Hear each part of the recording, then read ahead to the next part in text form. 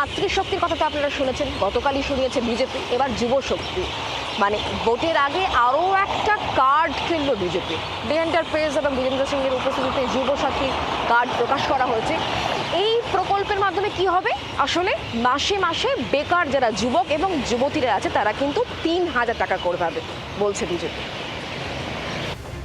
তৃণমূলের মহিলা ও যুব ভোট ব্যাংকে থাবা বসাতে সংকল্পপত্রে একগুচ্ছ ভাতার প্রতিশ্রুতি দিয়েছে বিজেপি। সেই মতো বুধবার মাতৃশক্তি ভরসা কার্ড প্রকাশ করে পদ্ম শিবির। এবার সামনে এলো যুব শক্তি ভরসা কার্ড।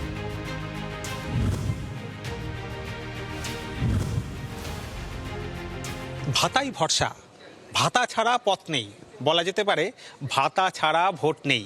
বাংলার নির্বাচনে এটাই যেন একেবারে প্রামাণ্য তথ্য। এবার মহিলা বা নারী শক্তির পর যুব শক্তি ভরসা কার্ড লঞ্চ করলো বঙ্গ বিজেপি।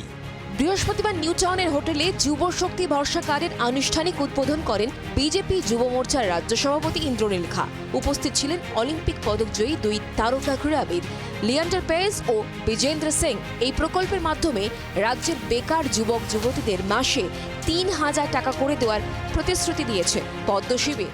যাদের থেকে চাকরি চুরি হয়েছে, যাদেরকে বঞ্চিত করেছে, সেই সকল যুব সমাজকে প্রত্যেক যতক্ষণ না তারা সসম্মানের সাথে নিজেদের চাকরি পাচ্ছেন ততক্ষণ অবধি প্রতি মাসে তাদের ব্যাংক অ্যাকাউন্টে ভারতীয় জনতা পার্টির সরকার প্রতি মাসে ৩,০০০ টাকা ডাইরেক্টলি পাঠাবে।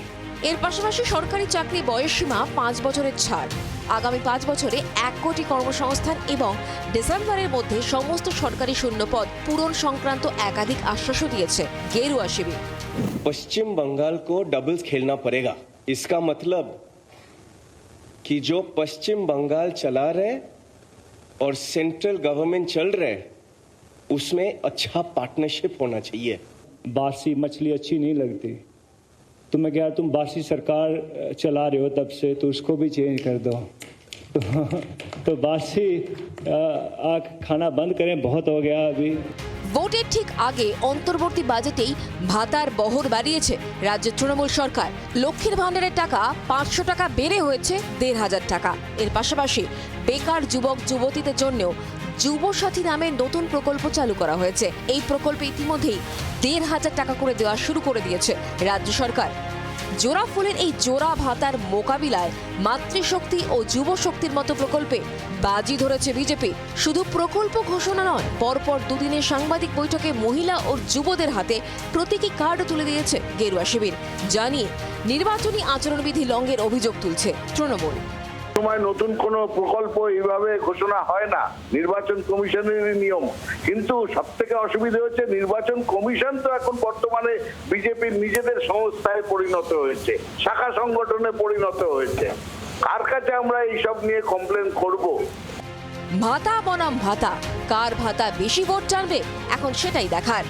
ক্যামেরায় গোপালের সঙ্গে কমলাক্ষ, রিপোর্ট জি24 ঘন্টা। বাংলার আওয়াজ, বাঙালির আবেগ, জি24 ঘন্টা।